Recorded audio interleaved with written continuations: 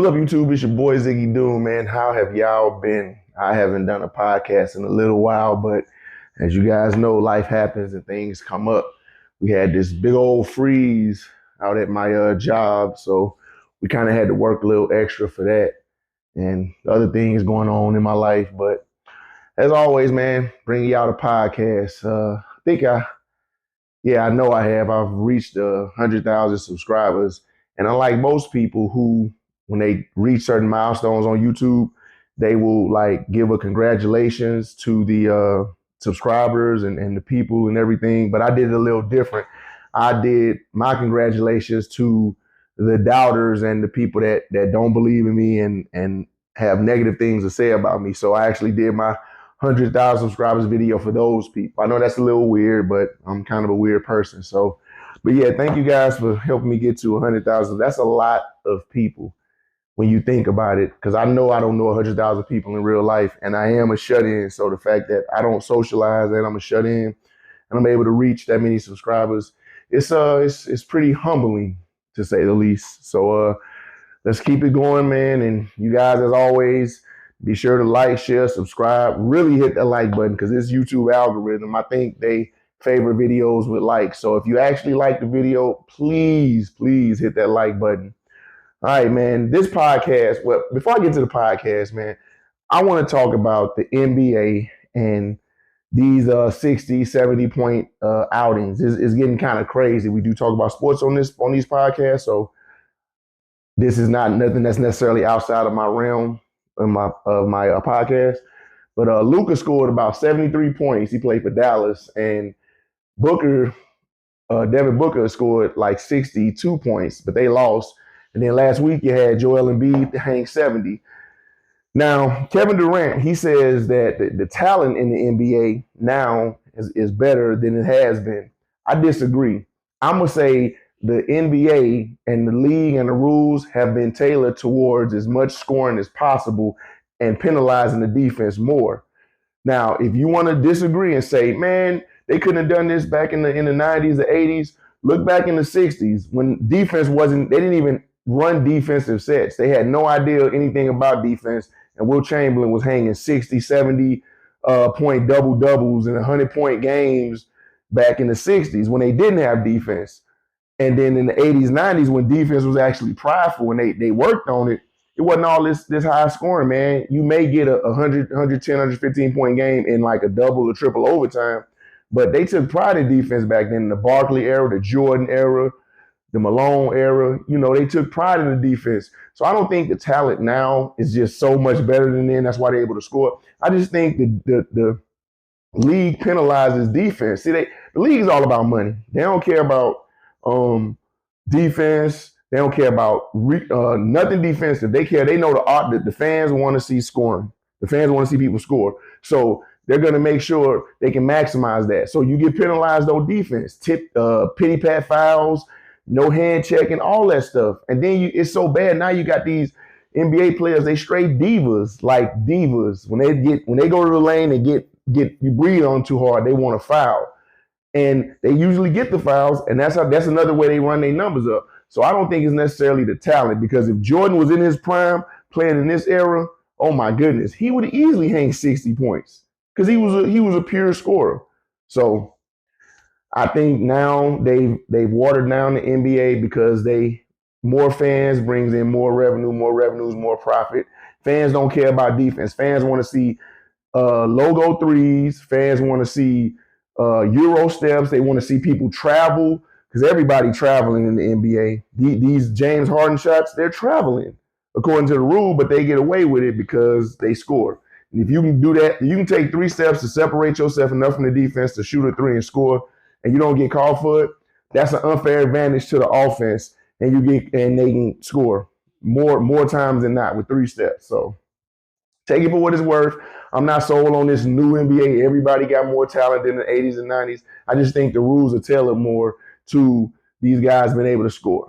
And with that being said, let's get into scams. Now, everybody heard of a scam. Some people probably have been a part of scams, and they got different types of scams. Usually a scam is something someone does to gain your identity or gain like your bank info or something from you monetarily, ultimately. So a lot of people, and you'd be amazed how many people don't understand scams, right? Scams only work when someone is not informed or they're careless with their information. So first of all, anything you put on the internet, whether you lock it or not, it's on the internet forever. It doesn't go away. You can delete it. You can delete your account. All that. It's on the internet forever. So before you press that send or that upload button, you may want to think twice about what you upload. And a lot of times people they put so much information on the internet that if you scroll through somebody's social media, you can pretty much find out like their password, the passwords. You can find out date of births, all this stuff. So scams are pretty much based on the information they can get from the person. The more information, the more likely the scam is going to work. And so many people fall for them, and not just the old people, young people fall for them too. I think some of the reasons that, well, I know two reasons that people fall for scams. One of them is they have financial struggles, right? They're going through hard times, or not able to pay their bills, or money is always tight. So they're looking for a way out, looking for like a quick fix or some kind of short-term way to get money really fast. And that's more than likely that's not how money works. But people know this. So if you see somebody like, man, I can get you $500 in 2 days, just do this. Or you see the people doing the cash card, cash app gifting. You see it online. They're like, man, they just giving people $500 and $10,000 and all this. And then you actually see people like, because it'll say, if you want money, man, just comment. Or if you want money, just click on this link. You will see so many people that are comment like, I need money, I need money, I need money. And they honestly, they don't really care how they get the money. They don't care if it's legit or not. They just want the money because of financial struggles or whatever else. And it's more than just the cash app gift scam. You got the email scam, right? You'll get an email saying, you got a cousin that's a prince in Africa somewhere, and they want to transfer you $2.5 billion, but you got to send them $1,000 to pay for the transfer fee and yada yada. Then you got people that'll call and email. They'll say, "Hey, I'm from the IRS, or I'm from the such and such agency. You owe this money. If you don't pay, you're gonna go to jail. We're gonna take everything from you. Call us now to set up a payment arrangement." And people fall for that. When you got the ones where they have a little link in the thing saying, "Hey, your PayPal order process, $350 going to be deducted from your PayPal account. Click this link to get the receipt." And then you click on the link, and now you got malware going to your computer. And it happens more often than not. And I'm telling you, it's not just old people. It's people that are just not informed, honestly, and they looking for a way out. So they see, social media is the worst with it. Like TikTok, I'm pretty sure it's on Facebook, definitely on YouTube. Look, people holding up checks like, you want to know how I got this check? Look at these checks I'm getting in the mail, yada, yada. Just click on this link. And then people click on this link, the link, and it just goes down a rabbit hole. Y'all, what I can tell y'all, there's no short way to get massive amounts of money. I mean, you got the lottery and, maybe a slot machine, but I'm talking about somebody calling you and saying, "Hey, I can make you 10,000 legitimate dollars in 1 day or 1 week or whatever." And you gotta pay attention to the signs. Usually if something sounds too good to be true, that's because it is. It's just no way these things can work, right? Because let's say everyone did what these people say to become wealthy, then it wouldn't be sustainable. I mean, this ain't even multi-level marketing. It's not necessarily a scam, but the way it's designed, it can't be sustained forever because there's just not enough people. And it's basic math that you can use to realize that sooner or later, if everybody at the bottom stop making money and they leave, then those people above them leave, and it collapses. So I'm not really a fan of the multi-level marketing. You know, you refer 3 people, you get $10, and then you become tier 2, and the person above you, they refer more people there, and you get some of that money too. I've never been a real fan of that. Now it works for some people. If you have that initiative and that gift the gab, and you can kind of work in that stream, that flow of income, the way they make money, so be it. But like prepaid legal and all that, it's not something that I would recommend. It's not necessarily illegal, but it's not something that I would recommend for the average person. You know, there's surefire ways to attain wealth for your future, right? You invest, you got your 401k, you save, you know, you can get into real estate, you can flip houses. And that's a little more advanced, but there are surefire ways to make money. It's just long term, and you have to work hard now to play hard later. But everybody wants to play hard now and play hard later. So usually people's financial troubles come from their choices that they make throughout life, the bad choices they make or the questionable choices they make. Because while inflation and wages are probably, they're never going to match, right? There is a way to live within your means. And maybe you can't live within your means. Maybe you have to live beneath your means. Maybe you have to work 2 jobs. Maybe you have to work 3 jobs. But there has to be a line which is your means, and you have to live at or below that. When you try to live above that, that's when you can run into problems. And what you should never ever do is make your problems someone else's. If you make bad choices financially, you can't expect someone else to fix that for you. If you want to borrow money because you uh, made a bad investment and lost money, okay, you borrow money, but don't make it a habit. Don't make your problems someone else's. Don't make that a habit. So scams, they kind of work that one way. The financial struggles, that's what scams can kind of like prey on a person's financial struggles. The other one is greed. This is the one that's going to touch a lot of people the wrong kind of way, but I don't care. I call it how I see it. Greed is these are the people that use scams to gain a financial edge. And I'm gonna give one of the biggest examples, and it's going, like I said, it's gonna rub some people the wrong way, but it's fine. Uh, Section 8 housing. Section 8 housing is something that it's a government subsidy, and it's for people that aren't able to, they need help financially, need help paying their bills, whatever. Now, there's obviously a certain way to get on Section 8. You have to qualify.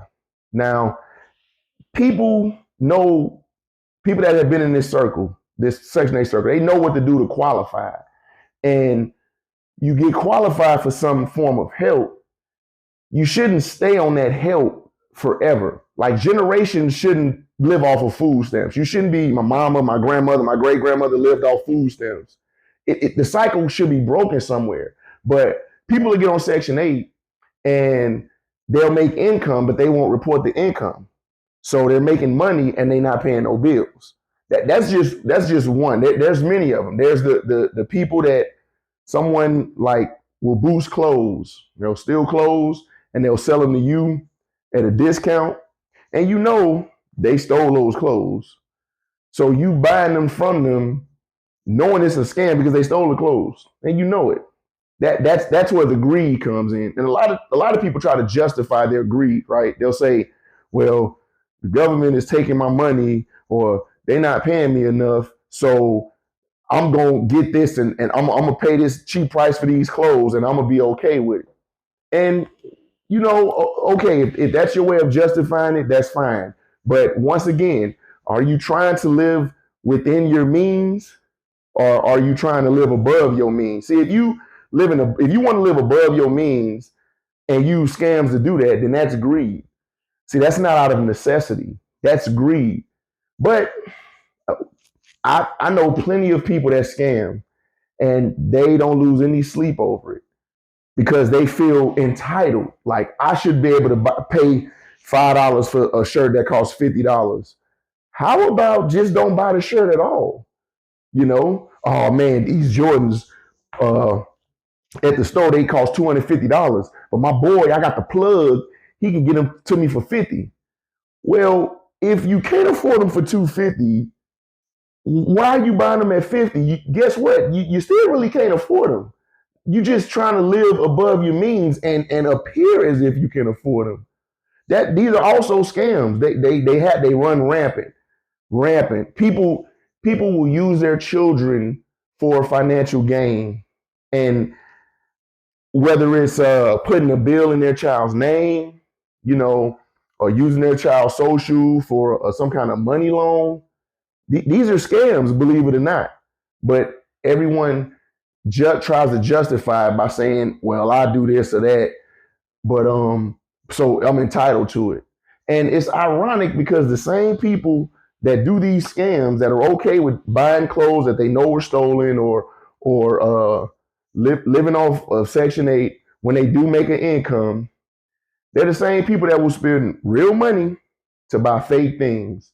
So I think those kind of people, they want to appear a certain way. They use scams to appear a certain way. Whereas there's the other kind of scam that they're preying on people's lack of knowledge to get information out of them for their own gain. And I mean, they're both scams. They're both illegal, but some people normalize it to where they don't lose any sleep, and then they pass it on. Like you got the car crackers in Chicago, and it becomes normal. See, when you normalize scamming, that's when it's a problem. That's when you that might be a morality thing with you when you're doing that.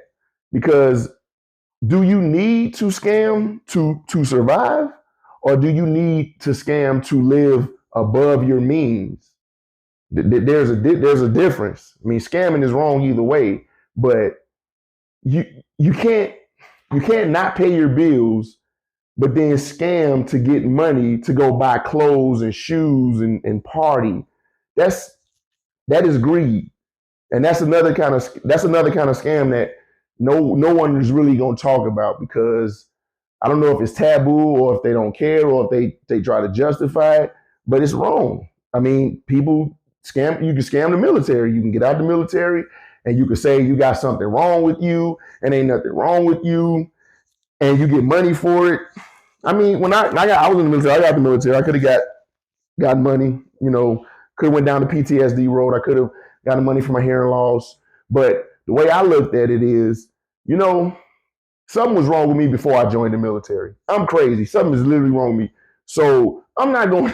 I'm not gonna get out the military and then all of a sudden, oh yeah, now I'm jacked up. No, I was jacked up before the military. Plus, there are veterans who really have debilitating conditions that need that money. And why would I be trying to work a case on some fraud stuff, knowing I'm okay, and getting in the way or holding up the veteran that really needs it.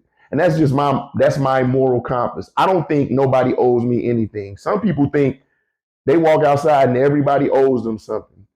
I was in the military 4 years, 8 years, 20 years. They owe me. Do they? Do they? But that's just me.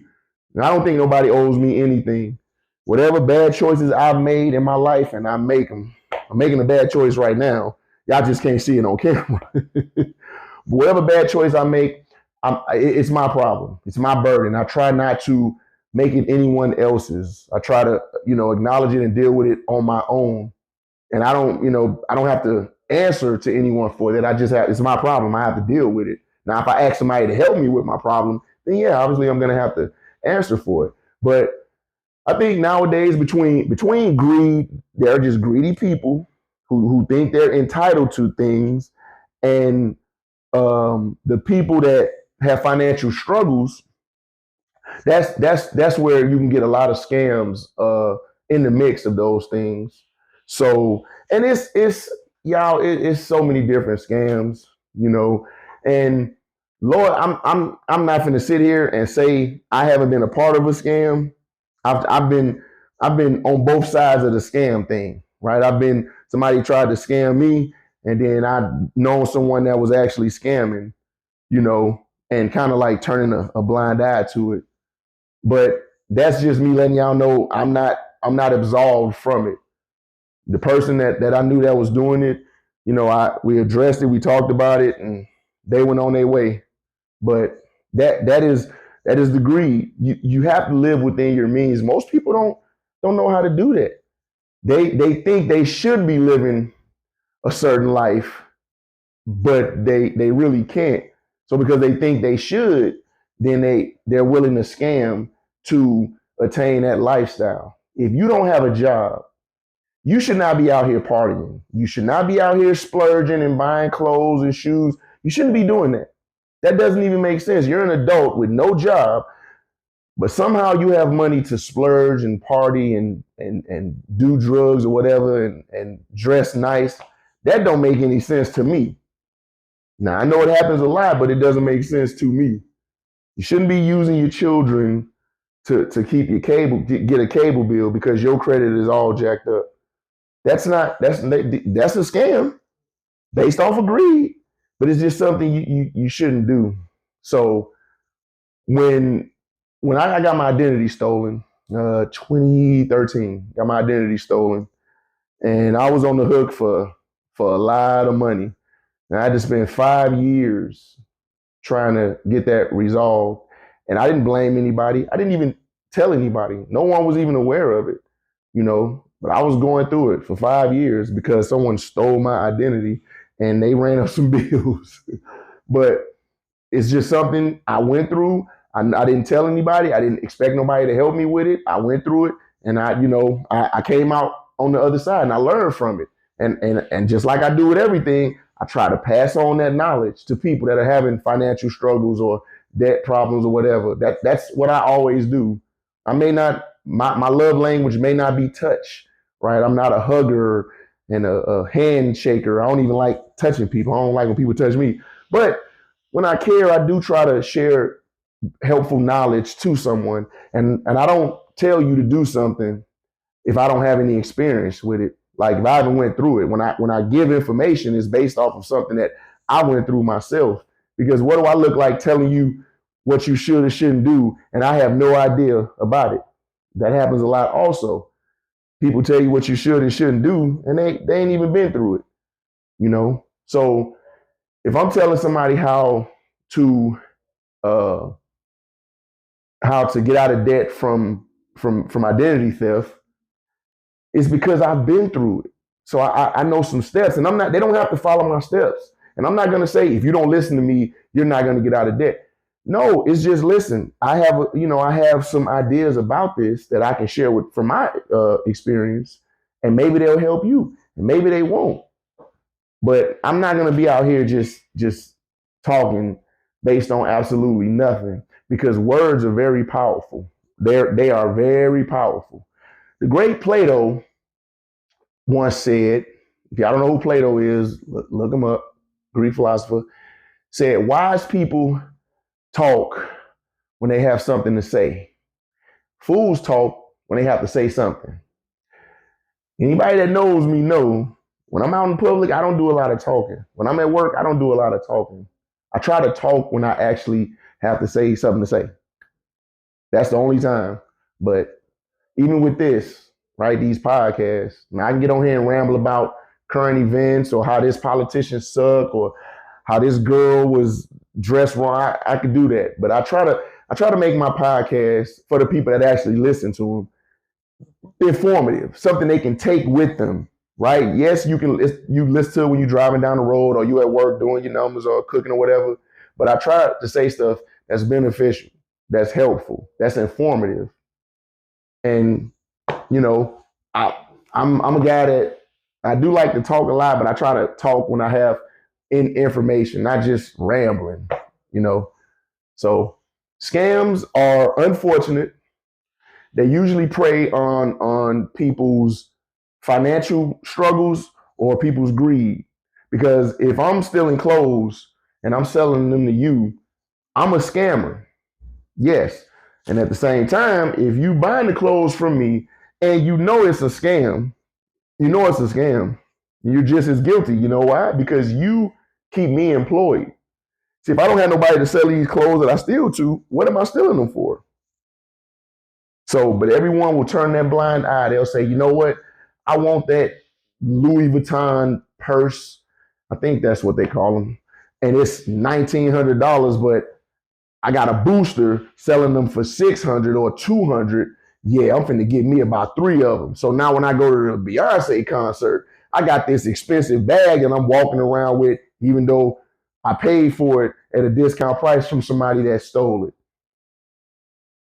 I, that's not living within your means. I'm sorry. That's you trying to live above your means.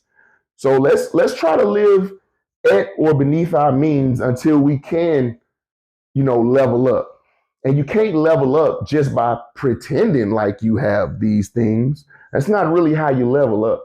You level up by being financially stable, having a financial plan. And then maybe you can, level up. But for me, y'all, I'm scary. I'm cheap and I'm scary.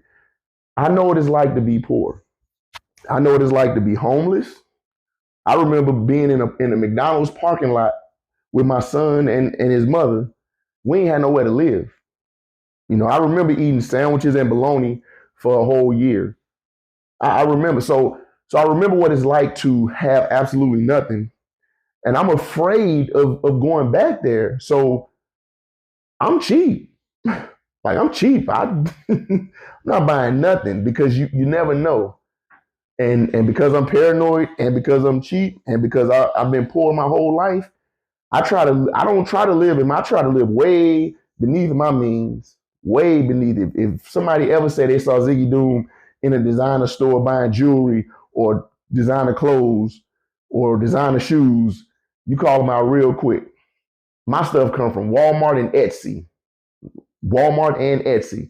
And yes, I have stock in Walmart. So once again, I got stock in Walmart. So I'm gonna buy from Walmart. If my stock is in Walmart and I buy from Walmart, I'm paying myself.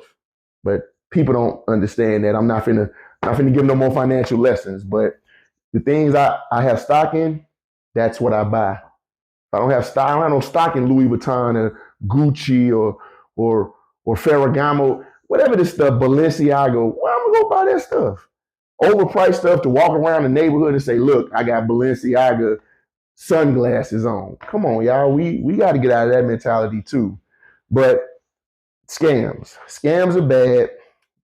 The best way you can avoid a scam, if it's even just like with the boosters, if it sounds too good to be true, that's because it probably is. So somebody come up to you, hey man, I got these I don't know, I got these Gucci belts, man. 2 for 10. Well, how much do Gucci belts normally run? 2 for 10 Gucci belt. One maybe is fake, or two, you boosted this, homie. You boosted this because you're not finna. If you buy a Gucci belt for $300 and sell it for 10, that's not a profit. So if you're able to sell it for 10, you either boosted it or it's fake. Now, why would I want to buy something from you that's boosted or fake?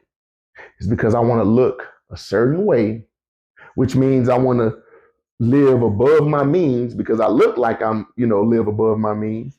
And that's greed. And on the flip side, if you're having financial struggles, like, man, I can't make my ends meet. I gotta get this bill or I gotta get this, that or that. And then somebody called, hey, man, I got this great idea. You give me $10 and tomorrow I'll give you $20 and you ain't even got to give me the 10. You can keep the 10. Just give me your bank account info and put it in this account and you can see it. And then the next day I'll give you 20. No. Don't empower these scam artists. And they come in all different shapes. I was in, what was I at? Paris? Man, what was I at? Paris or Bagram? Paris. It couldn't have been Bagram. Paris. Kid walked up to me, put a little bracelet on my arm, like tied a little bracelet on my arm. And I was like, it's a kid. He tied a bracelet on my arm. I'm thinking nothing of it.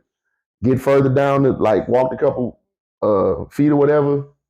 Somebody like, hey, you gonna pay for the bracelet? What bracelet? The bracelet the kid put on you. I didn't tell him to put that bracelet on me. Why they put the bracelet on me? I just wanted to sit here and feed birds, and the kid put it. So that's a scam too. They when you're a tourist in foreign countries, yes, you can get scammed. I remember the first time I went to the Philippines. I had no idea about taxis. I had no idea about phone charges, none of that. I ended up paying, long story short, and my daughter's mother can attest to this because she was like cursing the guy out later on. I ended up paying $50 to charge my phone for like 5 minutes. And I had no idea. It was my first time in the Philippines. I didn't know anything. I didn't even know where the arrivals gate was. So when you land, the arrivals ain't right there. The people, it's like a floor below. So the people you see when you land, man, they all kind of scam artists. Oh yeah, you here to see your daughter? Oh yeah, I take you to her. They put me in the cab, drove me like around the corner. They like, oh yeah, well you gotta use the phone. You gotta pay to use the charger. I called my daughter mother like, what are you doing? I'm like, man, this dude just took me to this place to say, hey, this is where you gonna get your daughter at. She like, boy, we at the airport. We downstairs. And she put him on the phone. She cursed him out. He like, well, you want to get back, you got to pay. So I had to pay him to get back. And I learned, but I have gotten scammed, y'all. You got to be careful, man. You have to be vigilant. You can't be all open and trustworthy. I also don't really trust people. So that probably gives me more of an advantage because whenever somebody talks to me, I don't believe nothing they say. When I first meet you, I don't even believe your name is your name. So you're gonna have to show me that I can trust you. So you gotta be cautious. Don't be all trusting and open and friendly and thinking everybody likes you and all that. As far as the greed side, live within your means. You know, when you go in the store, you see something that's on sale. Here's another one. Oh my God, y'all sale people kills me.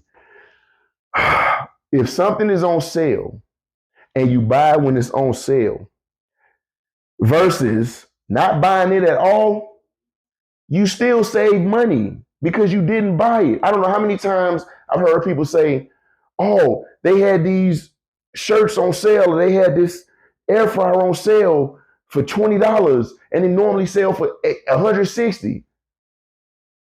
But if you didn't buy it, you would have saved $20. Oh, but it was on sale. So their logic, this is the mental part of sales. Their logic is, I saved $140 by buying an air fryer that costs $20 versus $160. But can you really afford the $20 air fryer? Because if you can afford the $20 air fryer, then you probably can afford the $160 air fryer. But if you can't afford it at $160, you might want to think about it at the $20. And I don't know nobody's finances. I can't tell people how to spend their money because, like I said, it's a numbers game. Whenever they price something, they overprice it anyway. And then when the sale comes, they mark it down to its original price. But psychologically, people think, oh, I'm getting a steal for this TV or this microwave, and it just blows my mind how financially illiterate so many people are. Even at my age, like people I went to school with, like they don't understand money, and they don't teach money in school. There's a reason for that. They don't want you to be financially literate because if you're financially literate, then that empowers you to be able to generate wealth for yourself. Schools just want you to know enough to get on an assembly line and make somebody else rich. So they'll teach home ec, but they won't teach finances. One of the most important things. I mean, you got math right there. I mean, why don't you just teach finances also? So I digress, y'all. It's been a while. I've been missing y'all. I was gonna do this podcast like a while ago. I had my crab legs. I come out to Texas, and I always try to get crab legs on the weekend. I freaking love crab legs. Not crabs, blue crabs, not crab legs. Snow crabs, there, blue crabs. I try to come out here and do that, but sometimes they don't have them, and then I'm kind of sad, like I am now, because they didn't have them out here. So you can see how sad I am. My puppy dog eyes.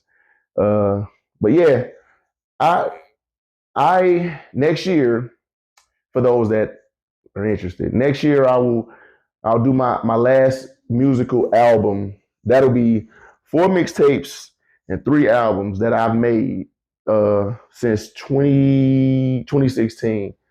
I'll have that'll be my last album, and y'all, for those that care, like I said, some people don't care. I'm not gonna do any more music after next year. I'm sorry. Yeah, next year. I'm tripping. 2020. Yeah, next year that'll be my last year. I'll do my final album, and uh, I won't do music anymore. I just feel like I'm at a point in my life where music it was always a hobby. It was always a novelty thing I did. I never was trying to be a rapper. I never wanted to go to a concert on a big stage and rap in front. I never wanted to do that. I tried to make music that sends a message. So, but I think that part of my life is kind of will be ending, and I just won't make it. I may make music, but if I do, it'll be something really humble.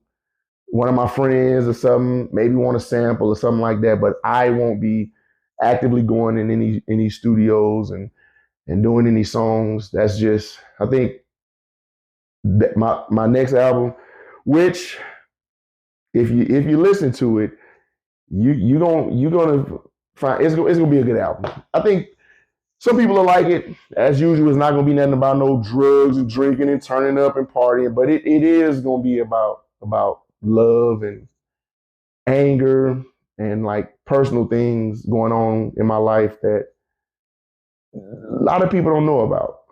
So I like to put things when I make my songs. I like to kind of tell stories, and the people that listen to them, they get a better insight on me, and I really like that because people that I can tell somebody that's listened to my music versus somebody that hasn't because of the things they'll say to me or they'll ask me. So, but that'll be 2025. That'll be my third album. I got 4 mixtapes out. That'll be my third album, and I haven't even released Godzilla. That's my second album. But I think that'll be it for me musically. I'm gonna try to do some music videos, but I mean, it's hard to find people that make music videos. The guy that used to do my music videos, he went to straight TV, so he does TV now. He leveled up. So, but I might be able to find somebody, you guys, but we'll see. But I appreciate y'all, man. I really do. I don't know. I don't know how I got 100,000 subscribers. My son, my daughter were like kind of updating me on it. Like, Daddy, you at 60, 65, 70, 75, 80 days on that. So I just happened to look and I saw it was at 99.9 subscribers. And I was like, are you serious? Just one more subscriber? So I kind of started soliciting my channel to some of my old friends, like sending them links like, hey, subscribe to me, subscribe to me, subscribe to me. Most of them were already subscribed, but I checked the next day and it was I had reached a milestone. So I was like, you know what? I'm not gonna be like everybody else. I'm not gonna make a video. Thank you guys. Nope. I'm gonna make a video, a music. I did a song for all the people that have doubted me, that have never believed in me, have never said anything nice about me, criticize me. They always talk about what I can't do or what I'm doing wrong. So I just kind of made that for them, which no one does that, right? No one congratulates the people that don't care for them when they reach a milestone. And that's what I did. But that energy's gone. Moved on to other things. We're gonna do I'm gonna try to do a vlog for you guys. I haven't done a vlog in a while. And I know some of my subscribers like the vlogs with my family. So I'll get a vlog out to you guys. But I think I'm gonna need help. I'm gonna need a team. I'm gonna need people to help me. So, like I can't do all this by myself. Not efficiently, not effectively. So I'm gonna have to start reaching out to people to help. It pains me to say that, but guys, when you get a platform and it reaches a certain level, you have to be thorough. You have to take care of it. You have to put effort and work and money into it. I have put money into my YouTube channel, you guys. So where I'm at now, I got to put out really good content. I really can't. The editing, the audio, the lighting, the promoting. I can't really. I'm not really a good promoter because I'm a shut in, right? I don't talk to people. I talked to a couple days ago. I talked to my neighbor, I've been a neighbor for 5 years. She came outside, talked to me. She knew everything. She knew who I was. She knew about my kids. I had no idea who she was. But, so I'm just not really, I'm a shut in. I don't talk to people. So that's obviously going to hurt with promotion, right? I'm not going to go up to people, hey, man, check out my YouTube video, check out my YouTube. And I don't talk to people. So if I can get somebody to do it for me, hey, who knows? But anyway, y'all, be sure to like, share, subscribe. More content always going to be coming. Thank y'all for watching. Leave it in the comments, anything. My social media is all public. I ain't got nothing to hide. I ain't got no secret hidden agendas, blah, blah, blah. Everything public. Leave it in the comments. But until the next video, be easy.